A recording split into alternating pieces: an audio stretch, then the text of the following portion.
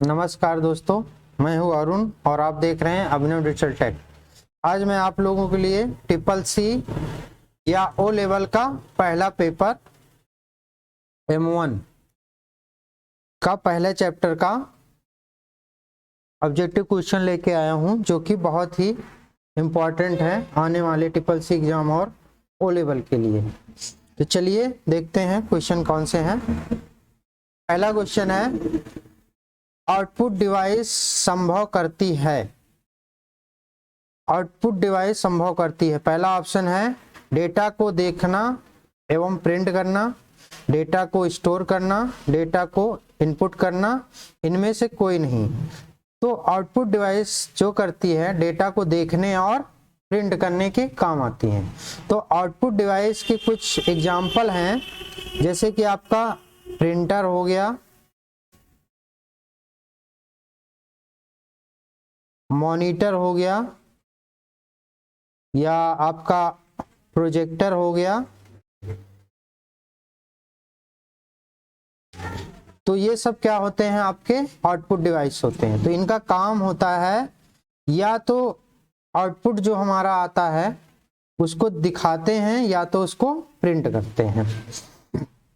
तो I hope ये आपको क्वेश्चन समझ में आ गया होगा। नेक्स्ट क्वेश्चन देखते हैं, निम्न में से सबसे तेज और सबसे महंगा कंप्यूटर कौन सा होता है। तो सबसे महंगा और सबसे बड़ा कंप्यूटर होता है सुपर कंप्यूटर, इसीलिए इसका नाम ही है सुपर कंप्यूटर। तो कंप्यूटर का क्लासिफिकेशन 4 प्रकार से किया गया है। कंप्यूटर, इसको हम साइज के अकॉर्डिंग सबसे छोटे कंप्यूटर को हम माइक्रो कंप्यूटर बोलते हैं, माइक्रो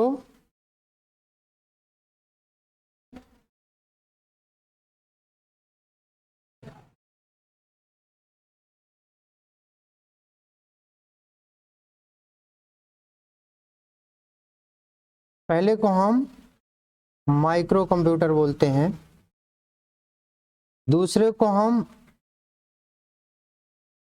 मिनी कंप्यूटर बोलते हैं, और तीसरे को हम मेन फ्रेम कंप्यूटर बोलते हैं,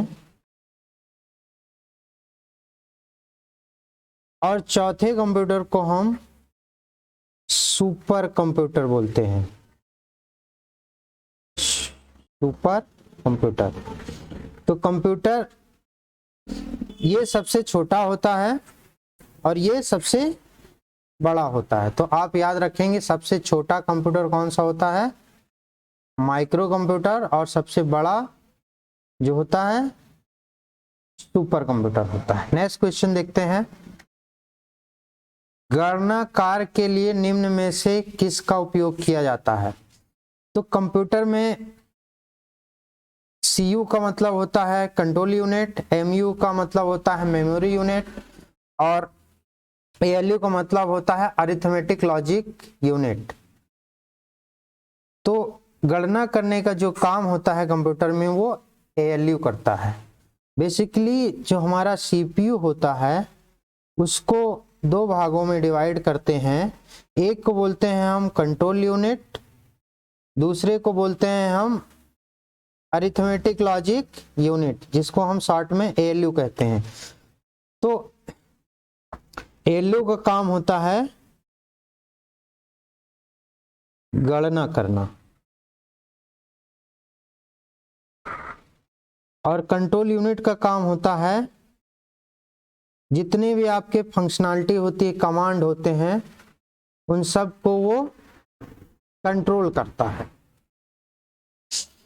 नेक्स्ट क्वेश्चन देखते हैं हम, इंडिया का पहला सुपर कंप्यूटर का नाम क्या है। तो एग्जाम में ये भी पूछा जाता है कि पहला सुपर कंप्यूटर कौन सा था। तो इसका आंसर हो जाएगा परम 8000।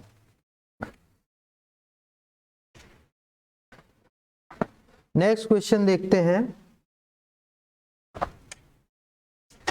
निम्न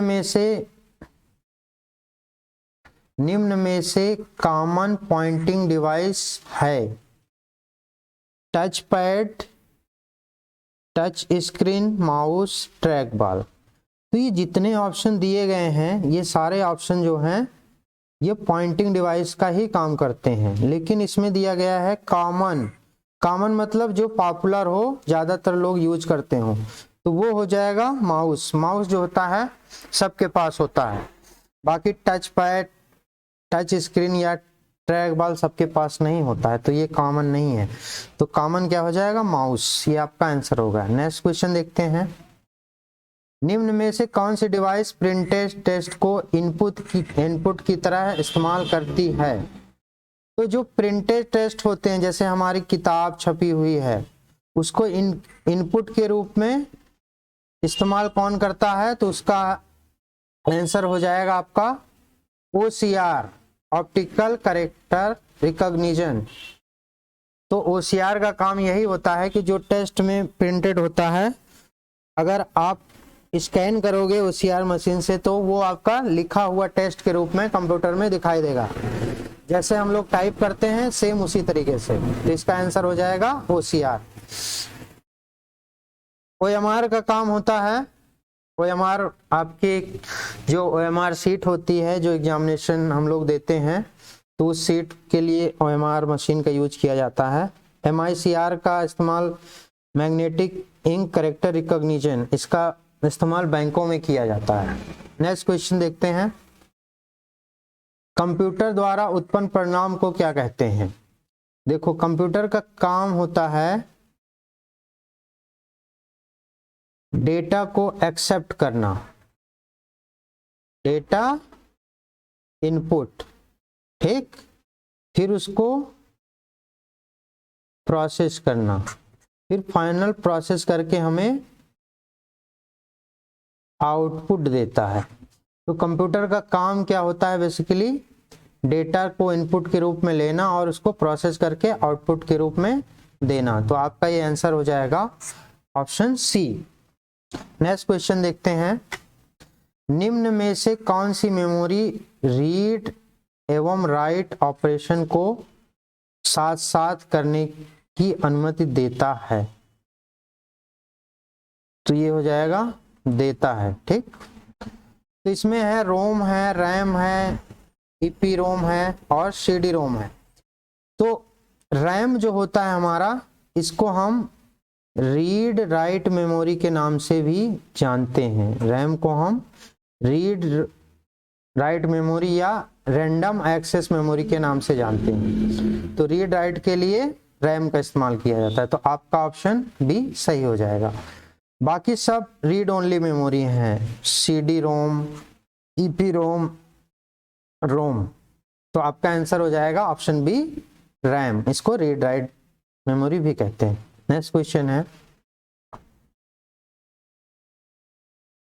निम्न में कंप्यूटर का कौन सा कंपोनेंट कंप्यूटर का मस्तिष्क कहलाता है? तो ये बहुत ही पॉपुलर क्वेश्चन है, बहुत बार एग्जामों में पूछा गया है। तो इसका आंसर हो जाएगा कंप्यूटर का ब्रेन या कंप्यूटर का मस्तिष्क CPU को कहा जाता है। नेक्स्ट क्वेश्चन देखते हैं। जब कोई कंप्यूटर रिपोर्ट प्रिंट करता है तो उसे क्या कहते हैं? जब हम कंप्यूटर में कुछ लिखते हैं, कंप्यूटर में हम कुछ लिखते हैं, अगर राइट करते हैं कंप्यूटर में, तो उसको हम बोलते हैं सॉफ्ट कॉपी। क्या बोलते हैं? Soft copy. अगर वही लिखा हुआ प्रिंटर से, वही जो हमने लिखा, अगर वो प्रिंटर से हमें बाहर कुछ रिटर्न पेज के रूप में मिल जाता है, तो उसे हम कहते हैं हार्ड कॉपी। उसको हम क्या बोलते हैं? Hard copy. तो जो प्रिंटर से जो प्रिंटेड कॉपी निकलती है उसको हार्ड कॉपी कहते हैं, और जो हम प्रेजेंटेशन या कोई डॉक्यूमेंट बनाते हैं उसको हम सॉफ्ट कॉपी बोलते हैं। नेक्स्ट क्वेश्चन देखते हैं, निम्न में प्रथम पूर्ण इलेक्ट्रॉनिक्स कंप्यूटर कौन सा है? तो प्रथम पूर्ण इलेक्ट्रॉनिक कंप्यूटर का श्रेय जाता है ENIAC को। ठीक, तो ये पहला हमारा पूर्ण इलेक्ट्रॉनिक्स कंप्यूटर था। नेक्स्ट क्वेश्चन देखते हैं, निम्न में से पहला माइक्रो प्रोसेसर कौन सा है? माइक्रो प्रोसेसर को ही हम CPU बोलते हैं। माइक्रो प्रोसेसर को आप CPU समझिए, ठीक है ना, इसको CPU को ही माइक्रो प्रोसेसर कहते हैं। तो इसमें कौन सा पहला माइक्रो प्रोसेसर है ये बताना है। तो इंटेल जो है, इंटेल 4004 ये पहला प्रोसेसर है जिसको इंटेल कंपनी ने बनाया। नेक्स्ट क्वेश्चन देखते हैं, सेमीकंडक्टर ट्रांजिस्टर का प्रयोग किस पीढ़ी में किया गया था? तो कंप्यूटर की कई पीढ़ियां हैं, जैसे कि first generation, second generation, third generation, fourth generation, fifth generation. तो फर्स्ट जनरेशन में आपका इस्तेमाल जो हुआ था वो वैक्यूम ट्यूब इस्तेमाल हुआ था।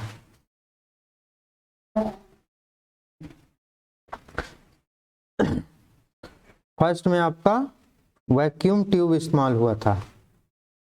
सेकेंड में आपका ट्रांजिस्टर इस्तेमाल हुआ था, ट्रांजिस्टर। थर्ड में IC इस्तेमाल हुई थी।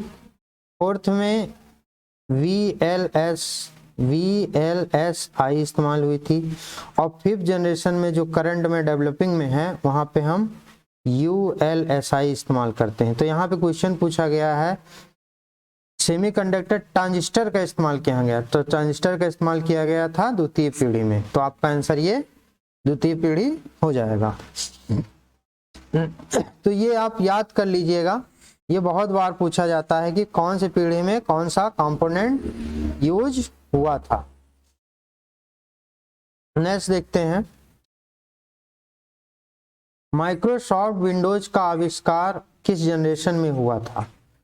तो माइक्रोसॉफ्ट विंडोज का आविष्कार जो होता है लगभग 1980 के आसपास हुआ था। तो उस समय आपका ये अभी जो करंट की हमारी पीढ़ी चल रही है, जो फोर्थ पीढ़ी है, चतुर्थ पीढ़ी, तो चतुर्थ पीढ़ी में हुआ था। नेक्स्ट क्वेश्चन देखते हैं हम, प्रिंटर की गति किसमें मापते हैं? तो प्रिंटर की गति पेज पर मिनट, कैरेक्टर पर मिनट, लाइन पर मिनट। तो इसका आंसर हो जाएगा ऑल ऑफ दी एबव। तो ये आंसर आपका सही हो जाएगा, ऑल, सभी आंसर सही हैं। तो प्रिंटर की गति तीनों में मापी जाती है। तो इनके फुल फॉर्म भी पूछे जाते हैं तो आप याद कर लीजिएगा।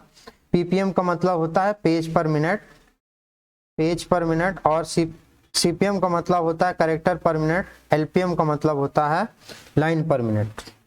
नेक्स्ट क्वेश्चन देखते हैं, ग्राफिकल यूजर इंटरफेस का विकास किस पीढ़ी में किया गया था? तो कंप्यूटर को चलाने के लिए इंटरफेस जो होता है वो दो तरीके का होता है। एक आपका जो आपके यूजर इंटरफेस होता है वो दो तरीके का होता है। एक होता है आपका कमांड लाइन इंटरफेस, दूसरा होता है आपका ग्राफिकल यूजर इंटरफेस। तो अभी जो हम लोग कंप्यूटर यूज करते हैं घरों में, तो ज़्यादातर हम लोग ग्राफिकल यूजर इंटरफेस ही इस्तेमाल करते हैं।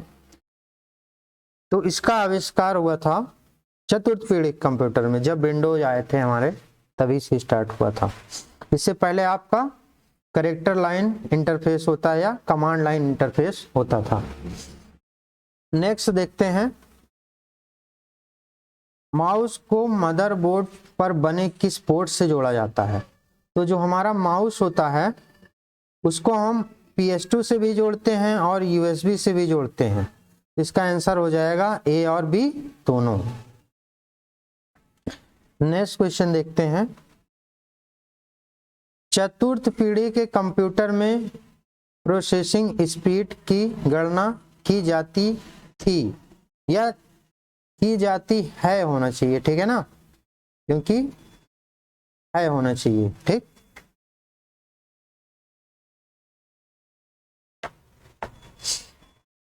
तो कंप्यूटर जैसे ही आपके अपने कंप्यूटर जितने एडवांस होते जा रहे हैं उनकी गणना करने की क्षमता बढ़ती जा रही है।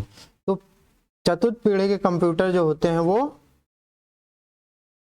पिको सेकंड में इनकी गणना की जाती है, speed, processing speed. Next question देखते हैं, हाइब्रिड कंप्यूटर क्या है। तो कंप्यूटर को उनके काम मतलब कैसे बने होते हैं वो उसके आधार पे 3 भागों में बांटा गया है। एक होता है आपका एनालॉग कंप्यूटर, दूसरा होता है आपका डिजिटल कंप्यूटर,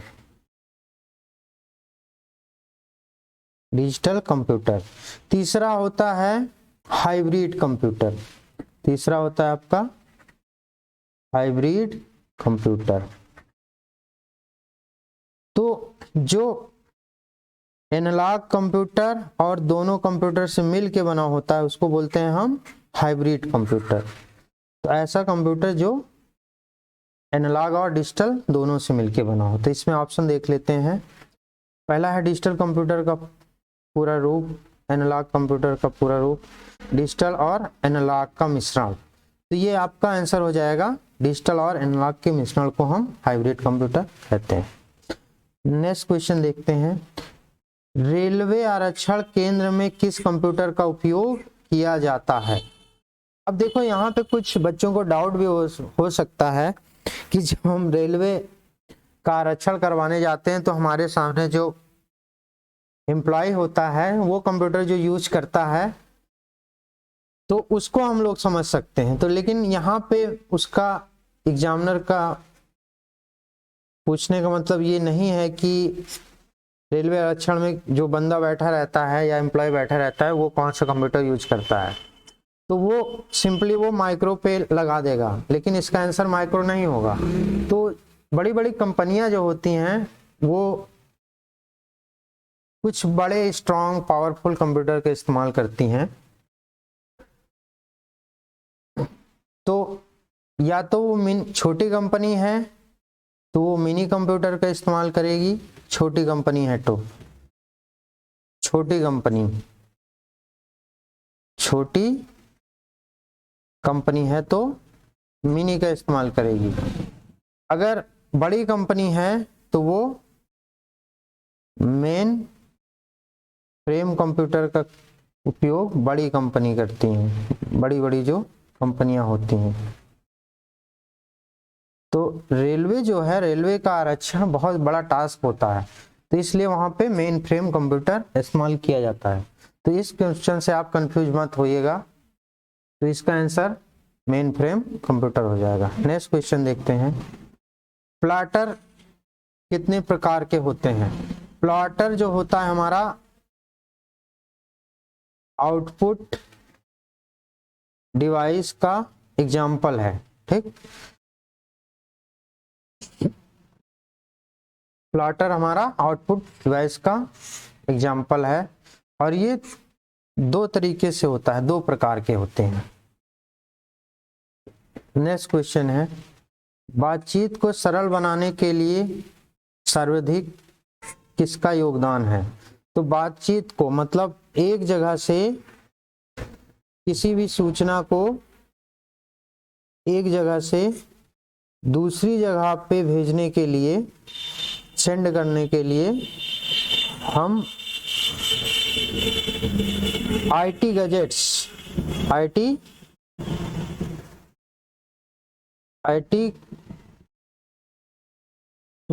का इस्तेमाल करते हैं। तो इसका आंसर हो जाएगा आईटी गैजेट्स। आईटी गैजेट्स मतलब जैसे हमारे मोबाइल फोन वगैरह हो गए, लैपटॉप हो गए, टैबलेट हो गए, यही सब आईटी गैजेट्स होते हैं। नेक्स्ट क्वेश्चन देखते हैं,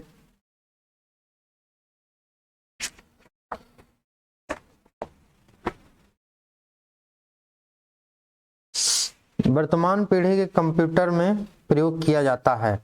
वर्तमान पीढ़ी हमारी जो है वो 5th जनरेशन है, वहां पे हम ULSI का इस्तेमाल करते हैं। अल्ट्रा लार्ज ULSI, इसका फुल फॉर्म होता है अल्ट्रा लार्ज स्केल इंटीग्रेशन। तो ULSI का इस्तेमाल करते हैं। नेक्स्ट क्वेश्चन देखते हैं, क्वेश्चन 24। 1 EB एक्जाबाइट किसके बराबर है? तो आप लोगों को ये यूनिट याद होनी चाहिए, एग्जाम में बहुत ही पूछा जाता है, ज्यादातर एग्जाम में यूनिट पूछी जाती हैं। एक तो एक्जाबाइट जो होता है हमारा 1024 पेटाबाइट के बराबर होता है।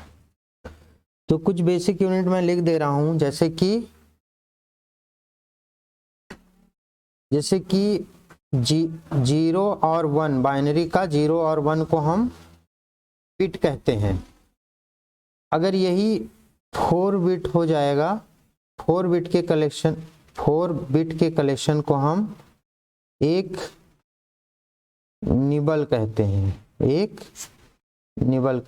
और यही 8 बिट हो जाए तो हम उसको एक बाइट कहते हैं, और यही 1024 बाइट हो जाए, 1024 बाइट हो जाए तो उसको हम 1 किलोबाइट या 1 KB कहते हैं, और 1024 किलोबाइट को हम 1 मेगाबाइट MB बोलते हैं, और 1024 मेगाबाइट को हम 1 GB बोलते हैं, और 1024 गीगाबाइट को हम 1 टेराबाइट या TB बोलते हैं। तो आप ये यूनिट याद कर लीजिए, एग्जाम में बहुत पूछे जाते हैं। नेक्स्ट क्वेश्चन देखते हैं। लेजर प्रिंटर में प्रयोग होता है। जो लेजर प्रिंटर होते हैं उसमें लेजर बीम भी इस्तेमाल होती है, प्रकाशीय ड्रम भी होता है, आवर्धित शाही टोनर भी इस्तेमाल होती है। तो इसका आंसर हो जाएगा all of the above. All, सारे ऑप्शन सही हैं। नेक्स्ट क्वेश्चन देखते हैं। निम्न में से कंप्यूटर घड़ी की गणना किसमें की जाती है? तो कंप्यूटर घड़ी मतलब होता है क्लॉक फ्रीक्वेंसी, ठीक। तो कंप्यूटर की जो क्लॉक की गणना की जाती है, क्लॉक फ्रीक्वेंसी जो होती है वो गणना की जाती है आपका मेगाहर्ट्ज में, इसमें मेगाहर्ट्ज में। नेक्स्ट क्वेश्चन देखते हैं। आधुनिक डिजिटल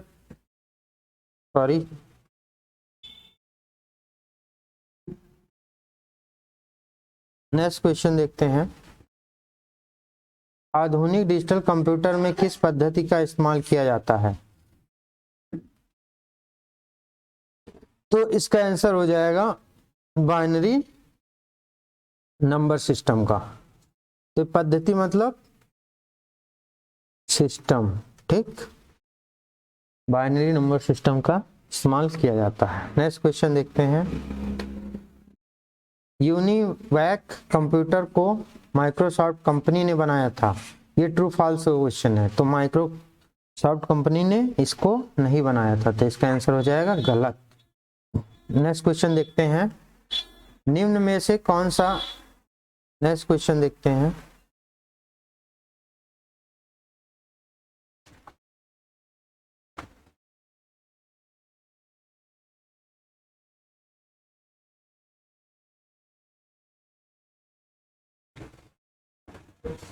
नेक्स्ट क्वेश्चन है। निम्न में से कौन सा इनपुट आउटपुट डिवाइस दोनों है?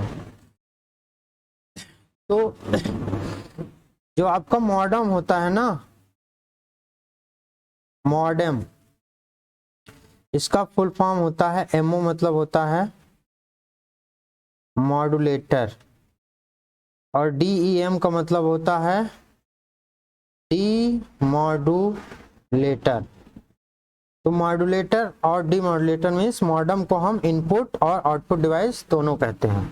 तो इसका आंसर हो जाएगा ऑप्शन बी। नेक्स्ट क्वेश्चन देखते हैं, निम्न में से कौन सा एक पॉइंटिंग डिवाइस नहीं है? तो पॉइंटिंग डिवाइस अभी क्वेश्चन आप लोग देख चुके हैं, जैसे ट्रैक बॉल हो गया, जॉयस्टिक हो गया, माउस हो गया, लाइट पेन हो गया, ये सब क्या होते हैं? पॉइंटिंग डिवाइस होते हैं, मतलब क्लिक करने के इस्तेमाल में यूज होते हैं।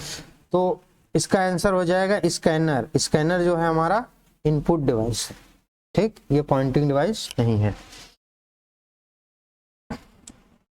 तो नेक्स्ट क्वेश्चन देखते हैं हम, मॉनिटर की गुणवत्ता की पहचान किसमें की जाती है? तो मॉनिटर की गुणवत्ता की पहचान जो होते हैं हमारे, जो मॉनिटर अगर हम मार्केट में खरीदने जाते हैं तो हम डेटा पिच भी देखते हैं, रिफ्रेश रेट भी देखते हैं और रेजोल्यूशन भी देखते हैं। तो इसमें इसका आंसर हो जाएगा ऑप्शन डी, ऑल। तो मॉनिटर की गुणवत्ता के लिए ये तीनों चीज जरूरी होती हैं। नेक्स्ट है, माइक्रो प्रोसेसर का आविष्कार कब हुआ था? माइक्रो प्रोसेसर मतलब जिसको हम सीपीयू बोलते हैं, तो इसका आविष्कार कब हुआ था? तो इसका लगभग 1970 के दशक में हुआ था।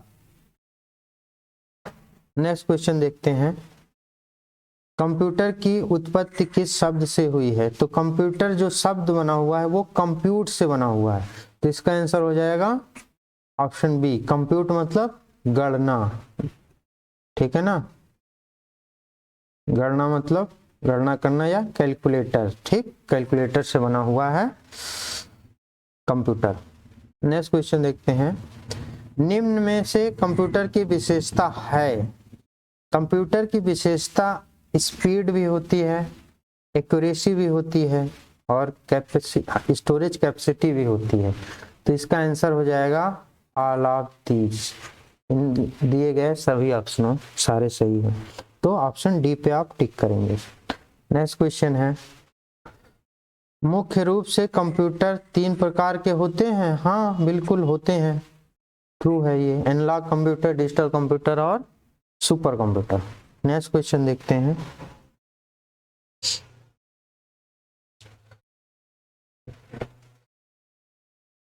ड्रोन कैमरा निम्नलिखित में से किसका एक उदाहरण है? Drone camera software, no, IT gadgets, yes, web camera, no. तो इसका आंसर हो जाएगा आईटी गैजेट्स। ड्रोन कैमरा ये आपका आईटी गैजेट्स का उदाहरण है। आईटी गैजेट्स मतलब जो छोटे उपकरण जो हमें सूचना को एक जगह से दूसरी जगह पे भेजने में काम आते हैं, उनको आईटी गैजेट्स बोलते हैं। तो ड्रोन कैमरे से हम फोटो लेते हैं और उसको कुछ कहीं दूसरी जगह पे सेंड करते हैं। नेक्स्ट क्वेश्चन देखते हैं, भौतिक मात्राओं को प्रस्तुत करने के लिए निम्न में से किस कंप्यूटर का इस्तेमाल किया जाता है?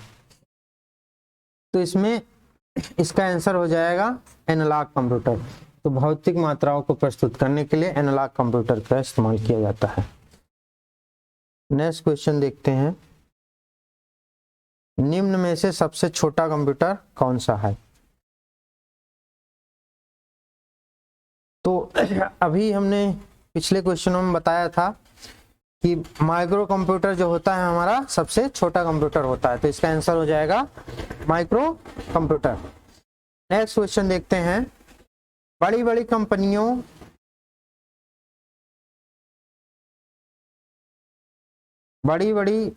कंपनियों, बैंकों एवं सरकारी विभागों में कौन सा कंप्यूटर का इस्तेमाल किया जाता है? तो बड़ी बड़ी कंपनियों में मेन फ्रेम कंप्यूटर इस्तेमाल किया जाता है। छोटे कंपनियों में आपका मिनी कंप्यूटर इस्तेमाल किया जाता है। अगर पूछा जाए तो आप उसका जवाब दे सकते हो। हम लोग घरों में इस्तेमाल करते हैं माइक्रो कंप्यूटर और वैज्ञानिक लोग या रिसर्च सेंटर में सुपर कंप्यूटर का इस्तेमाल किया जाता है। नेक्स्ट क्वेश्चन देखते हैं, mini computer main frame computer की तुलना में छोटा होता है। हाँ बिल्कुल सही है, ये मिनी कंप्यूटर छोटा होता है, मेन फ्रेम बड़ा होता है। तो सबसे छोटा जो होता है वो माइक्रो होता है, फिर उससे बड़ा होता है मिनी कंप्यूटर होता है, फिर उससे होता है मेन फ्रेम कंप्यूटर, फिर सबसे बड़ा होता है सुपर कंप्यूटर। तो आप लोग ये ऑर्डर याद रखते हैं, ठीक है ना, साइज बढ़ रही है, ठीक है ना।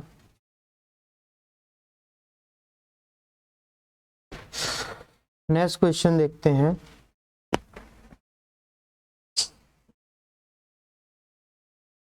निम्न में से किस प्रकार के कंप्यूटरों में डिजिटल व एनालॉग दोनों प्रकार के कंप्यूटर का मिश्रण होता है।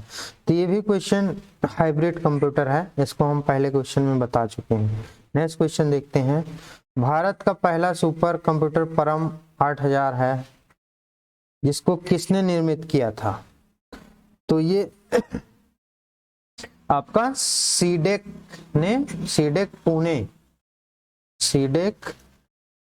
पुणे ने विकसित किया था, बनाया था। नेक्स्ट क्वेश्चन देखते हैं,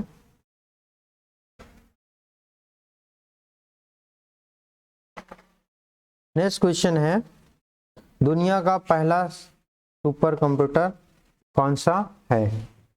तो दुनिया का, ये भी बहुत बार पूछा जाता है, तो दुनिया का पहला सुपर कंप्यूटर क्रे 1 है। इसका आंसर हो जाएगा ऑप्शन ए।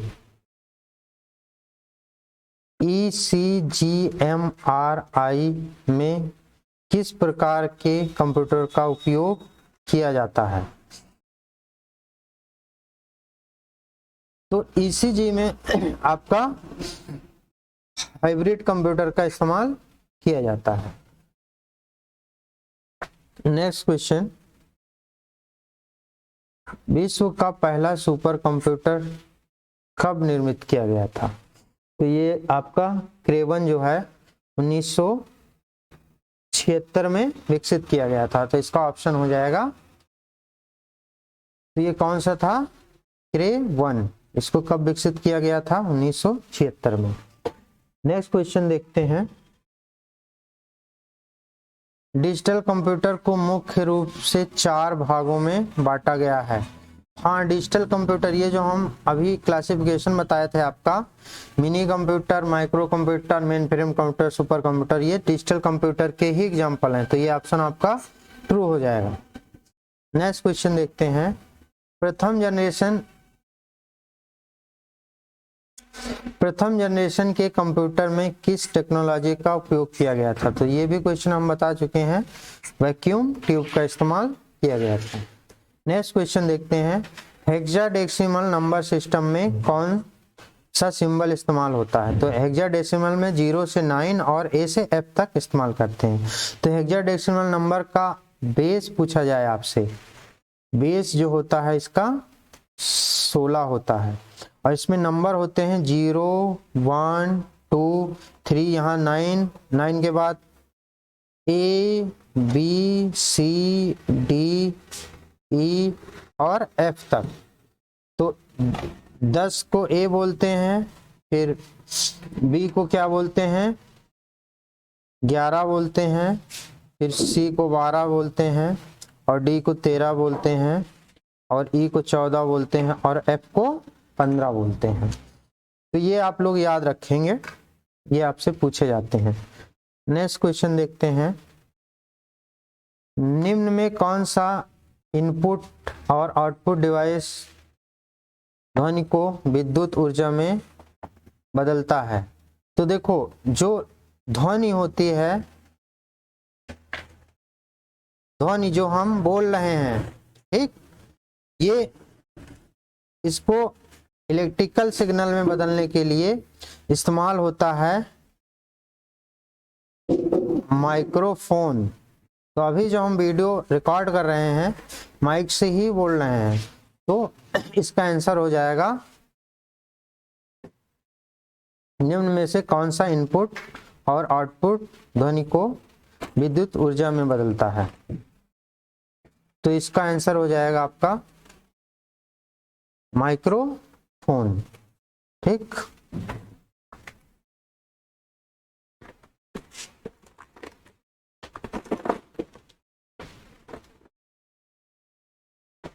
नेक्स्ट क्वेश्चन देखते हैं। निम्न में से कौन सा रैम का एक प्रकार है? तो हमारे रैम जो होते हैं उनको बेसिकली हम दो भागों में डिवाइड करते हैं। एक को हम बोलते हैं एस रैम मतलब स्टैटिक रैम, दूसरे को बोलते हैं हम D RAM. D RAM means dynamic RAM. तो इसमें ऑप्शन दोनों हैं, तो इसका आंसर हो जाएगा ऑप्शन सी, दोनों। ठीक, तो ये आखिरी क्वेश्चन था इस वीडियो का। Thanks for watching. अगर ये वीडियो आपको अच्छा लगा हो तो आप इसको प्लीज़ लाइक और सब्सक्राइब करें।